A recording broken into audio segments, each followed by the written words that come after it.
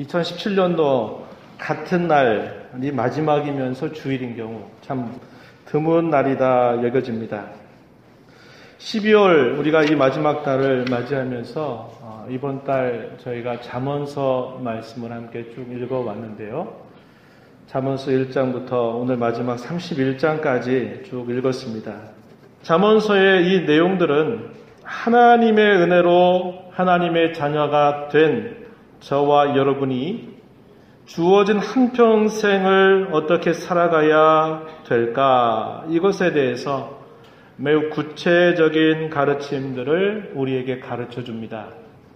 믿지 않는 사람들조차도 이 말씀을 읽다 보면 아하, 그래, 우리의 인생 속에서 이런 일들 참 많지, 이럴 때 이 말씀대로 했었더라면 참 좋았을 것을 내가 그때 왜 이렇게 생각하지 못했을까. 믿지 않는 사람들도 이 잠언서나 전도서의 말씀을 읽으면 때때로 무릎을 치면서 맞다, 이게 참 맞다, 그렇지, 이렇게 해야 돼 라고 사람들이 동감하게 될 겁니다. 그런데 이 잠언이나 전도서 말씀은 우리가 이 땅에 인생을 살아가면서 어떻게 하면 인생을 더 잘 살 것인가에 대한 우리 인생의 처세술, 우리의 성공의 기술을 가르쳐주는 성경이 아니고, 이 말씀은 누구에게 주어졌나요? 주님의 교회에게. 좀 더 자세하게 말씀을 드리면 저와 여러분, 하나님께로부터 값없이 구원을 받은 하나님의 사람들에게 한번 가는 우리의 인생을 어떻게 하나님을 경외하면서 바르게 살아갈 것인가, 이것에 대한 지침들을 매우 구체적으로 주고 있는 성경입니다. 하나님께서는 이 세상을 창조하실 때 광명체를 넷째 날에 만드십니다. 해와 달을 하나님께서 만드시고 나서 밤과 낮을 주관하게 하시면서 징조, 계절, 날과 해를 이루라고 역할을 부여해 주십니다. 이것이야말로 큰 은혜가 아닐 수 없습니다. 왜냐하면 우리의 삶은 늘 제자리 걸음만 치는 것처럼 보이고, 아침이 되고 또 점심이 되고 저녁이 지나 밤이 되면 또 하나의 하루가 지나가고, 또 다음 날이 되면 또 역시 새로운 아침을 맞고 점심과 저녁, 밤을 지나면 또 한 날이 지나가고, 늘 반복되는 그런 삶의 일상처럼 느껴지기 쉬운데, 하나님께서는 해가 바뀌게 하고 날이 바뀌게 하고 달이 바뀌게 하시는 일들을 통해서 우리로 하여금 지나간 과거를 빨리빨리 잊고 또 새롭게 우리에게 주시는 그런 시간들을 새로운 마음으로 맞이할 수 있는 그런 기회들을 주셨기 때문에 그렇습니다. 새로운 기회를 우리에게 끊임없이 마련해 주시는 하나님의 손길에 우리는 다시 한번 감사를 드려야 할 것입니다. 오늘 저와 여러분은 잠언서 19장에 있는 한 부분을 읽었습니다. 오늘 말씀의 제목, 삶의 한길과 뒤안길이라고 하는 제목입니다. 한길 많이 들어보셨습니까? 요즘엔 잘 사용하지 않는 표현인 것 같아요. 뒤안길 가끔 우리 사용하죠. 우리 역사의 뒤안길 이렇게 말해서 이 말들은 가끔씩 사용합니다. 그런데 이 한길과 뒤안길이라고 하는 것은 순수한 우리말입니다. 우리말. 한길은 뭘 말하냐면 마을 앞으로 난 아주 큰 길, 이걸 두고 한길이라고 부르고, 뒤안길이라고 하는 말은 이 마을의 뒤쪽으로 나 있는 그런 길을 두고 뒤안길이다 이렇게 부르고 있습니다.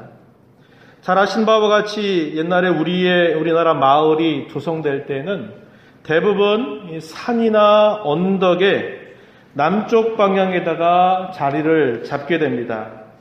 그러다 보니까 그 남쪽에 있을 때는 햇볕이 잘 드는 곳입니다. 그곳에 큰 길을 마련하죠. 그리고 뒤안길, 이 마을의 뒤쪽으로 나는 길은 햇볕이 별로 들지 않는 곳입니다. 그러다 보니까 겨울 같은 경우에는 눈도 녹지 않고 거기에는 눈더미가 오래도록 쌓여 있곤 하는 것입니다. 바로 이것을 두고 한길 그리고 뒤안길이란 말을 우리가 사용하는데, 이것은 단순히 문자적으로 옛적의 마을의 길을 소개하는 정도만이 아니라 의미적으로 우리의 사람들이 살아가는 인생의 길들을 두고 때로는 한 길이다 이렇게 부르기도 하고 때로는 뒤안길이다 이렇게 부르기도 한다라는 것입니다. 마을에 한 길이 있고 뒤안길이 있는 것처럼 우리가 살아가는 인생에도 한 길과 뒤안길이 있습니다. 어떻게 보면 우리 인생에 밝고 또 찬란하고 햇볕이 드는 그것 밝은 면을 한 길이라 부를 수 있겠고 우리 인생의 어두워진 부분, 감춰져 있는 부분, 때로는 초라한 부분, 이런 부분들, 어두운 면들이 있을 수 있다는 것입니다. 성도에게 있어서 한 길과 뒤안길, 이게 무엇일까 우리가 생각해 본다면 한 길, 그것은 하나님께서 저와 여러분을 은혜로 부르셔서 걸어가게 하신 길로 생각해 볼 수 있겠고 그렇지 않은 길들을 두고 뒤안길이다 이렇게 생각해 볼 수 있겠습니다. 저와 여러분에게 주어진 이 한 길, 이것은 하나님의 은혜로 주어진 길이다. 먼저 함께 생각을 해보고 싶어요. 저와 여러분의 삶은 하나님의 은혜로 시작된 삶입니다. 또 하나님의 은혜로 살아가는 삶입니다. 하나님의 은혜 안에서 마치는 삶입니다. 이 사실은 너무나 확고하고 분명합니다. 복음의 약속이 그러하기 때문에 그래요. 저와 여러분의 삶에 있어서 한 길뿐만 아니라 때때로 우리의 삶에 마치 뒤안길과 같은 그런 길조차도 하나님은 그분의 은혜로 감싸셔서 그것을 우리에게 유익이 되도록 이끌어 가신다. 이렇게 우리에게 약속하고 계신 것입니다. 이게 복음의 약속이에요. 우리의 거듭난 삶은 하나님의 놀라우신 계획, 그 계획에 따른 철저한 준비와 함께 어느 순간 하나님께서 저와 여러분을 부르신 것으로 시작된 삶입니다. 부름 받은 자를 그대로 내버려 두는 게 아니라 부름 받은 자를 두고 하나님께서 의롭다 이렇게 여겨주시고 의롭다고 여겨주신 사람들을 또한 하나님은 영화롭게 하십니다. 이 내용이 로마서 8장 29절 30절의 이 말씀을 소개해 주는데 이것을 두고 많은 신앙의 선배들은 뭐라고 불렀느냐? 우리 구원의 황금사슬이다 이렇게 불렀습니다. 골든 체인, 금으로 사슬처럼 연결되어져 있어서 끊어지지 않는다라는 것입니다. 우리가 조금 전에 드렸던 찬송가 28장 복의 근원 강림하셔도 주의 은혜 사슬대사라는 그런 가사가 있었죠. 그것처럼 하나님께서 우리를 구원으로 부르시면서 이 구원 안에 하나님이 이루어 가시는 마디마디가 연결되는 이런 골든 체인, 황금 사슬이 엮여 있다는 겁니다. 우리의 모든 인생이 끊을 수 없는 사슬로 연결된 구원의 모든 과정 안에 있다라고 하는 이 사실이야말로 얼마나 복된 소식인가 우리는 알게 되는 것이죠. 그것은 오직 하나님의 은혜 때문입니다. 로마서 8장 18절에서 우리 이런 말씀이 있습니다. 우리가 알거니와 하나님을 사랑하는 자, 곧 그의 뜻대로 부르심을 입은 자들에게는 모든 것이 합력하여 선을 이루느니라. 여기 모든 것 문자대로 이해해도 되는 표현입니다. 모든 것, 이 말은 아까 이야기했듯이 우리의 삶에, 우리의 인생의 한길과 같은 것, 때로는 우리의 인생의 뒤안길과 같은 그런 밝고 어두운 모든 면들을 다 포함하고 있는 말이다, 이 말입니다. 우리의 인생살이 가운데서 경험할 수 있는 고통과 아픔, 슬픔, 시련, 우리의 삶 속에서 경험할 수 있는 즐거움, 기쁨, 이 모든 것들을 다 포함해서 모든 것이 합력하여 선을 이룬다. 이 사실을 알고 있다라고 이야기합니다. 특별히 몇몇 사람에게 특별한 지식으로 알고 있는 내용이 아니라 부름받은 모든 성도들은 이 사실을 알고 있다라는 겁니다.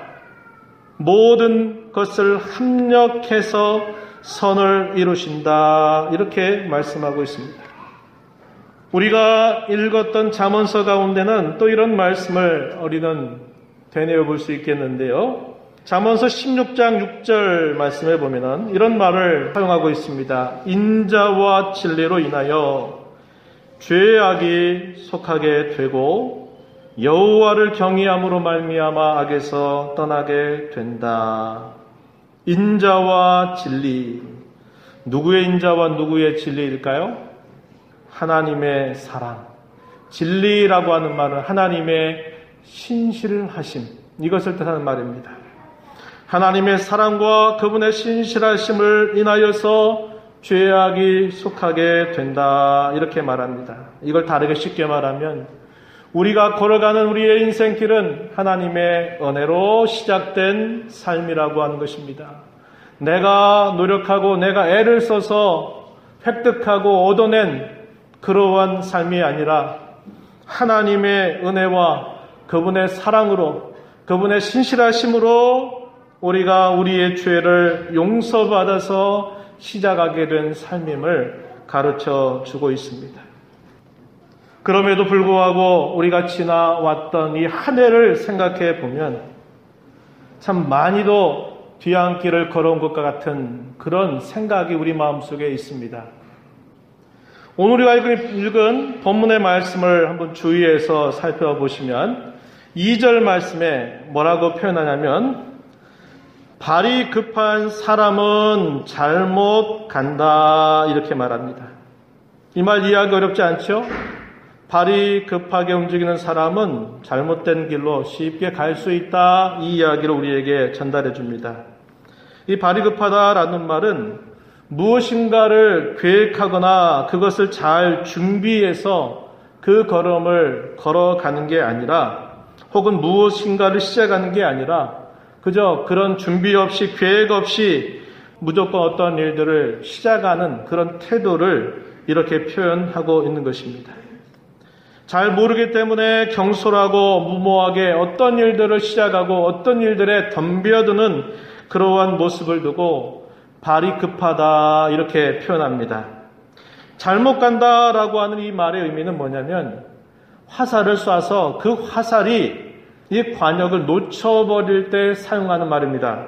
그래서 이 잘못 간다라는 말은 결국 관역에서 벗어난다라는 것이고 또 우리가 성경에서 말하는 용어 가운데 죄라고 하는 것의 의미가 그런 의미를 담고 있습니다. 하나님께서 우리에게 보여주신 그런 관역판에서 벗어나게 되는 것, 이걸 두고 죄라 이렇게 부르고 있어요. 발이 급하게 되면 어떻게 된다고 말합니까? 잘못 간다 이렇게 말하는 것은 결국 어떤 일들을 준비하거나 어떤 일들을 계획하지 않고 무모하게 시작하거나 덤비는 일 까닭에 스스로 어려움을 자초하게 된다 이 사실을 우리에게 알려주고 있는 겁니다. 마치 우리의 인생에 참 많이도 지나와 버린 뒤안길과 같은 모습, 하나님께서 우리에게 보여주신 그 걸음이 분명하게 우리의 마음속에 있고 또 듣는 말씀을 통해서 우리가 그 이야기를 가지고 있지만 우리가 그러한 일들을 주의하지 않고 결국 어떤 일들을 마치 발이 급하게 움직이는 듯하게 어떤 일들을 향하다 보니까 결국 그 아픔과 그 고초를 자초하게 되는 그런 일들이 많이 있었다라는 것입니다. 그러면서도 또 뭐라고 말하느냐? 오늘 우리가 읽은 본문 3절 말씀에 보면은 사람이 미련함으로 자기 길을 굽게 하고 마음으로 여호와를 원망한다 이렇게 말해주고 있습니다. 미련한 사람은 자기의 길을 스스로 굽게 하고서도 무슨 말이에요? 발이 급하게 움직이다 보니까 잘못된 길에 들어서서 어려움을 겪게 되는 것을 말하는 겁니다. 스스로 자기가 자기의 길을 굽게 만들었다고 이야기해요. 그런데 그러한 사람, 미련한 사람은 어떻게 한다고 합니까? 마음으로 그것을 두고 내가 잘못된 길을 내가 걸어왔구나. 내가 급하게 움직였구나 하면서 내 걸음을 되돌아보면서 그걸 살펴야 되는데 사람의 마음이 그렇지 않다는 겁니다. 내가 잘못 들어온 것은 그냥 잘못 들어온 것이고 그 잘못 들어온 길 속에서 어떤 어려움을 당할 때 그 어려움이 왜 왔는가 하는 것을 받아들이지 못하고 대단히 낯설어하는 태도를 가질 뿐만 아니라 그걸 두고 결국 하나님을 원망하는 태도까지 취한다라고 가르쳐주고 있습니다. 미련한 사람은 자기가 자초한 어려움, 자기가 겪고 있는 그 실패, 그 아픔을 하나님의 탓으로 돌린다 이렇게 말해주고 있습니다. 하나님 우리 사람들을 지으실 때 우리로 하여금 걸어가야 할 바른 인생의 걸음을 하나님 우리에게 알려주셨어요. 그런데 사람들이 많은 꾀를 내면서 그 길을 벗어나게 되는 것입니다. 전도서 7장 29절에 이렇게 전도자는 이야기합니다. 내가 깨달은 것은 오직 이것이라 곧 하나님은 사람을 정직하게 지으셨으나 사람이 많은 꾀들을 낸 것이다. 이 사실을 깨달았다. 이렇게 이야기해주고 있습니다. 우리가 잘 아는 성경의 이야기 가운데 가인과 아벨의 이야기를 우리는 기억합니다. 가인과 아벨이 자기가 얻은 소산물을 가지고 하나님 앞에 제사를 드리는데 하나님께서 아벨과 그의 제물은 기뻐 받으시는데 이 가인과 그가 드린 제물을 하나님 받지 아니하십니다. 그랬더니 어떻게 이 가인이 태도를 취합니까? 창세기 4장 5절 이하의 말씀에 보면 이렇게 설명해 줍니다. 가인과 그의 제물은 받지 아니하신지라 가인이 몹시 분하여 안색이 변했다. 이렇게 말합니다. 하나님께서 이 가인에게 물으셔요. 네가 분하여 함이 도대체 어찌된 일이냐? 네 안색이 변한 것이 도대체 어찌된 일이냐? 네가 만약에 선을 행한다면 어찌 네 얼굴이 그렇게 되겠느냐? 선을 행하지 아니한다면 죄가 문 앞에 엎드려 있다. 이렇게 하나님께서 가인에게 말씀하시는 겁니다. 가인이 자신이 드린 제물을 하나님이 기뻐 받으시 아니하셨다면 왜 그랬는가를 돌아보고 생각을 해야지 그걸 가지고 성을 내고 화를 내고 한 것입니다. 마침내 어떻게 했나요? 아벨을 들에 있을 때 그를 쳐서 죽이는 일까지 서슴지 않고 악을 행하는 그 내용을 우리는 기억하고 있는 것입니다. 하나님께서 옛적에 예레미야 선지자를 통해서 이스라엘 백성들에게 이러한 말씀을 전하셨는데 그 들은 말씀에 관하여 이스라엘 백성들이 이렇게 의도적으로 반역하는 태도도 우리는 기억합니다. 예레미야 6장 16절 이하에서 이렇게 말씀하세요.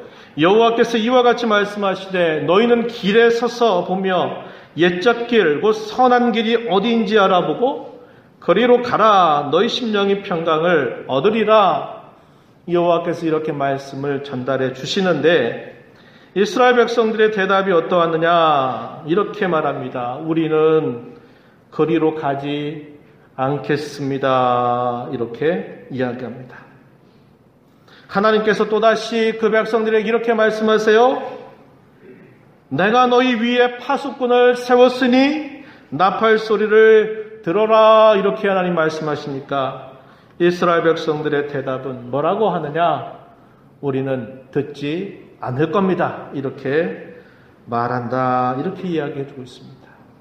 그 시대의 영적인 어둠이 어느 정도였는가 하는 것을 단적으로 보여주는 그런 말씀이 될 것이에요. 우리가 그토록 많이도 지나온 이 뒤한 길, 그것은 결국 누구의 책임입니까? 우리의 책임인 겁니다. 우리의 책임. 그런데 우리 사람들은 항상 이걸 그렇게 생각하지 않고 나한테 왜 이런 일이 왔냐고, 나는 왜 이런 일을 겪어야 되느냐고 이렇게 이야기하는 것입니다. 사람의 그 부패한 마음이 그래요. 타락한 그 마음이 항상 그런 쪽으로 작동을 하게 된다라는 것을 우리는 보게 되는 것입니다. 믿지 않는 사람만 두고 하는 게 아니에요. 이 말씀은 믿지 않는 자들을 향해서 선포하는 그런 의미만 있는 게 아닙니다. 이 말씀들은 주 안에서 하나님을 모시고 살아간다고 하는 사람들도 우리의 마음을 잘 단속하지 못하게 될 때 우리도 이런 악한 이런 태도와 마음을 가지고 반응할 수 있다는 것을 우리에게 거울처럼 보여주고 있는 것입니다. 그래서 우리 또한 이러한 실수 가운데 늘 빠져들 수 있는 거죠. 우리가 결국 주의하지 못했고 우리가 잘못해서 마치 뒤안길을 걸어오듯 그 많은 실수와 또 어떤 아픔 어려움들을 겪어놓고도 그 일은 결국 우리 자신의 어떤 허물로 돌리는 게 아니라 우리의 어떤 실수를 되돌아보는 기회로 삼는 게 아니라 결국 다른 사람을 탓하고 다른 환경을 탓하고 다른 것에 결국 그 화살을 돌리게 되는 그런 면들이 많을 수 있다라는 것을 우리는 보게 되는 것입니다. 저와 여러분이 한 해 동안 걸어왔던 걸음, 여러분 보시기에 어떠합니까? 우리의 모든 인생의 걸음들은 이토록 실수로 얼룩져지고 우리의 잘못된 그런 우리의 모습들 때문에 많은 일들을 스스로 자초하게 되는 경우들, 그런 것을 우리는 알게 된다 이 말입니다.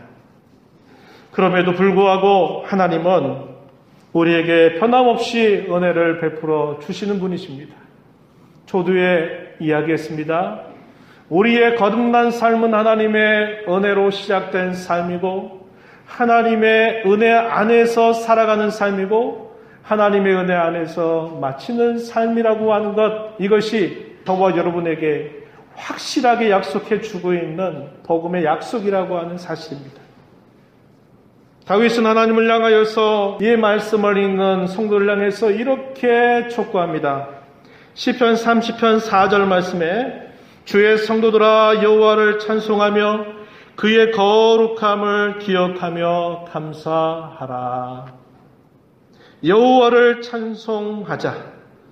하나님의 거룩하심을 기억하며 감사하자라고 이렇게 말합니다. 왜 그러한가? 그 이유를 설명해 주기를 그의 노염은 잠깐이요 그의 은총은 평생이기 때문이다 이렇게 말합니다. 여기서 그의 노염, 그의 은총이 뭘 말할까요? 하나님의 진노, 하나님의 징계, 하나님의 은총, 이것을 아주 대조적으로 설명하고 있는 내용입니다. 하나님의 징계는 잠깐이라면 하나님께서 베푸시는 은혜는 평생이기 때문이다. 여호와를 찬송하자. 여호와 하나님을 우리가 하나님을 향해서 감사하자라고 이렇게 이야기하는 것입니다. 그러면서 계속해서 그가 뭐라고 말하냐면 저녁에는 울음이 깃들일지라도 아침에는 기쁨이 오리로다 이렇게 말합니다. 여러분, 지난밤에 염려와 근심을 하면서 마치 큰 성을 몇 번이든 쌓았다 무너뜨렸다 하듯이 우리의 삶에 많은 염려와 근심이 우리를 둘러싸면 잠 못 이루게 될 때가 많이 있죠. 잠이 안 온 겁니다.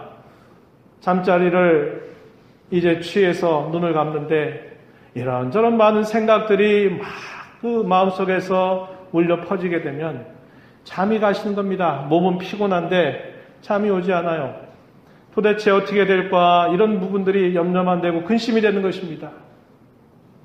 그렇게 그날 밤은 그토록 고통스럽고 힘든데도 어느 순간 하나님이 잠자리에 결국 들게 하셔서 우리를 잠으로 초대하시고 이제 아침에 눈을 뜨게 될 때 지난밤에 그토록 염려하고 근심했던 그런 부분들이 아침에 눈을 뜬 것과 함께 또다시 잊혀져가는 그런 경험 많이 하셨으리라 여겨집니다.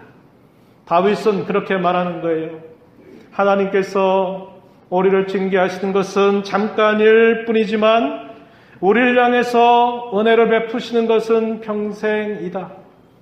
저녁에는 울음이 우리를 깃들일 수 있을지 모르나 아침에는 우리에게 기쁨이 올 것이다 이렇게 말하는 겁니다.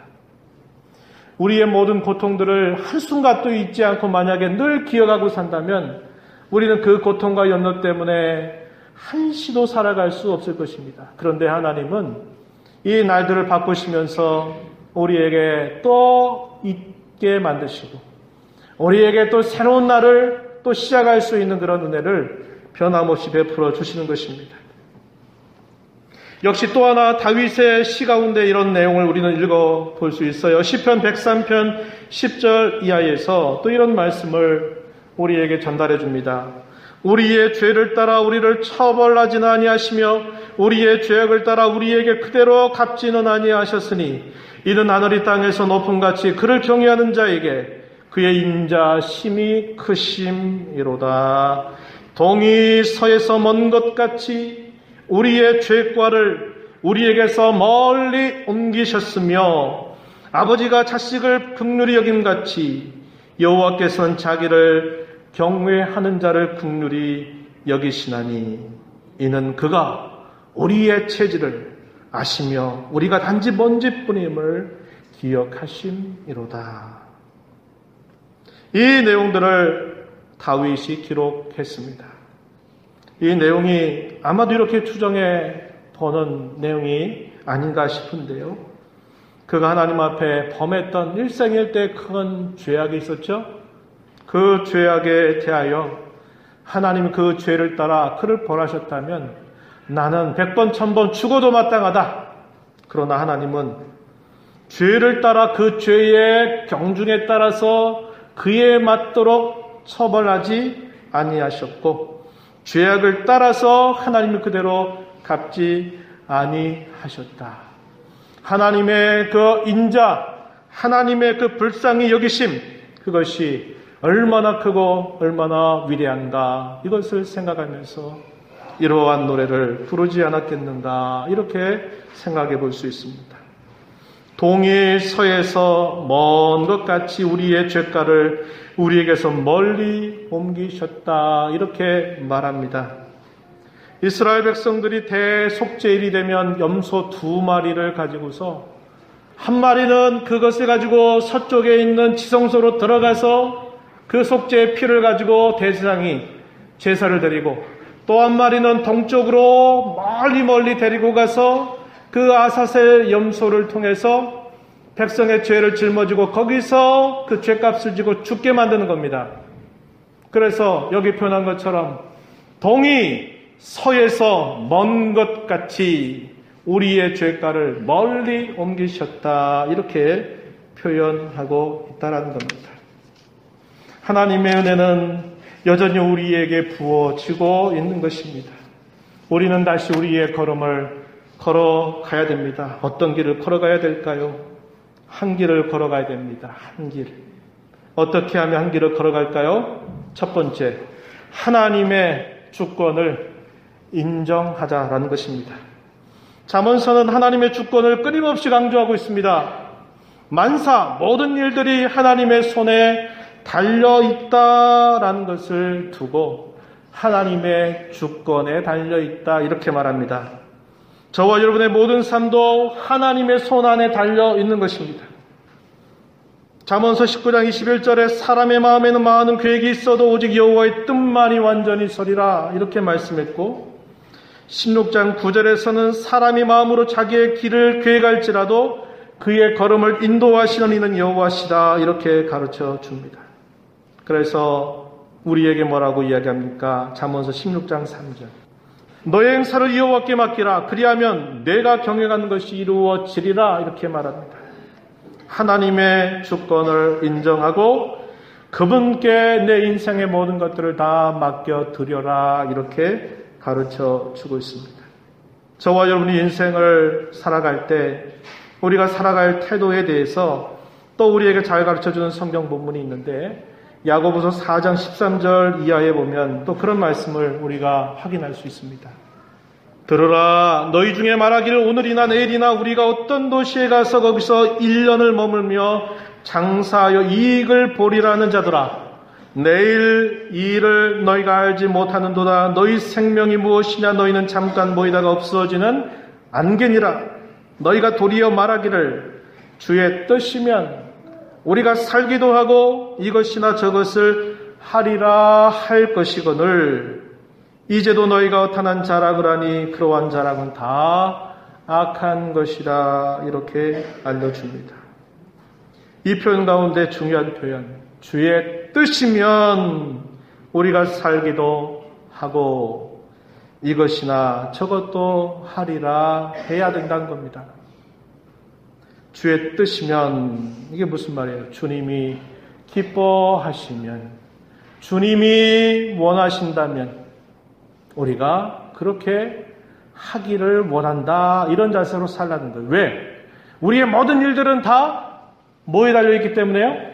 하나님의 손에 달려있기 때문에, 하나님의 주권 안에 있기 때문에, 그분의 주권을 인정한다는 것은 그분께 모든 걸 맡겨드리면서 하나님이 기뻐하신다면, 하나님이 원하신다면 제가 이렇게 하고 싶습니다. 하나님 이렇게 하려고 하는데 하나님 어떠신지요? 라고 묻는 것입니다.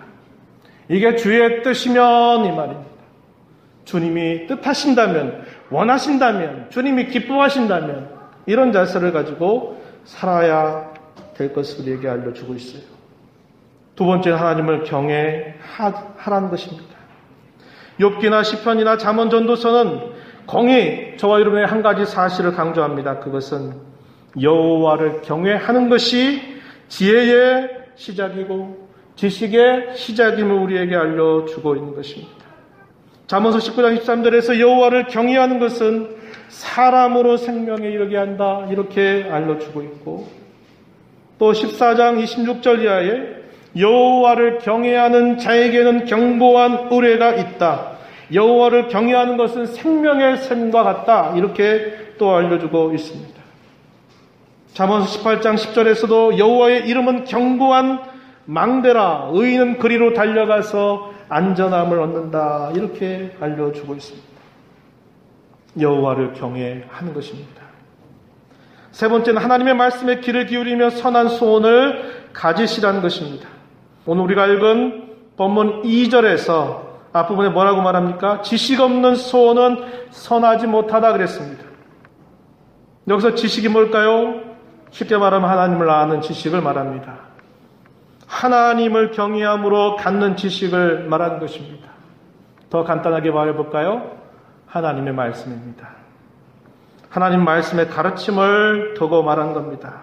하나님 말씀의 인도를 받거나 그 하나님의 말씀 없이 내가 무엇인가를 하고자 하는 소원을 갖는 것 선하지 못하다 이렇게 가르쳐 줍니다. 삶과 말씀에 주의하는 자는 좋은 것을 얻는다. 잠언서 16장 20절에서 또한 우리에게 가르쳐 주는 겁니다. 여러분, 새로운 한 해를 기대하면서 여러분 어떤 소원을 가지시겠습니까? 선한 소원을 가지십시오. 선한 소원. 선한 소원이 뭘까요? 내가 내 가정에서 내 삶에서 좀 더 잘 먹고 잘 누리고 잘 사는 것, 이런 소원 선한 소원이라고 말하지 않아요. 필요할 수 있어요. 선한 소원 아닙니다. 선한 소원이 뭘까요? 하나님의 뜻을 내 마음에 채우는 겁니다. 여호와의 비전, 그 비전을 우리에게 주시옵소서. 하나님의 비전을 우리 마음속에 갖는 것입니다. 그 비전을 간단하게 말해볼까요? 뭘까요? 하나님의 나라가 임하기를 위해 살아가는 겁니다. 하나님의 뜻이 하늘에서 이룬 것처럼 그 뜻이 내가 살아가는 내 삶의 현장 속에서 이루어지기를 소원하는 것입니다. 이게 선한 소원이에요. 하나님 우리의 삶에 티치닥거리 하시는 분으로 여기지 마십시오. 내가 살다가 어떤 문제에 부딪히면, 어떤 어려움 만나면 하나님 도와주셔야 되겠네요. 하나님 내 문제 좀 처리해 주셔야 되겠네요. 철딱선이 없는 자식이 자기가 잘못된 길을 다 걸어가다가 문제 생기면 누가 나서야 됩니까? 부모가 나서가지고 아이고 죄송합니다. 잘못했습니다. 제가 자식 잘못 길러서 이렇게 됐습니다. 용서해 주십시오. 다시는 그렇게 하지 않도록 제가 지도 잘하겠습니다. 이게 뭐 하는 겁니까? 철딱선 없는 그런 자식이, 철이 없는 자식이 문제는 자기가 다 만들어 놓고 그 문제를 해결해 달라고 부모한테 나서는 것과 똑같은 것입니다. 하나님을 문제 생길 때마다 그 문제에 뒤치다꺼리 해주는 분으로 여기지 마세요. 물론 하나님 그렇게 해주십니다. 왜요? 우리의 삶은 하나님의 은혜로 둘러싸여 있기 때문에 그러합니다. 그러나 우리는 새해를 맞이하면서 어떤 소원을 가져야 될까요? 선한 소원. 내 뜻, 내 생각, 내 계획 이루는 게 아니라 하나님의 생각, 하나님의 비전, 하나님의 뜻을 하나님 내 삶에 채워가게 해주세요. 내 마음을 가득 채워주세요. 하나님의 나라가 임하게 해주시고 내가 살아가는 이 삶의 현장이 하나님의 나라를 사는 그 삶이 되게 해주세요.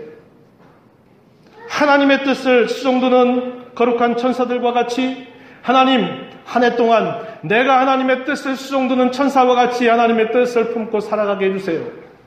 이게 뭡니까? 이게 선한 소원입니다. 이런 마음을 우리는 하나님 앞에 구하면서 새로운 한 해를 맞이해야 될 것입니다.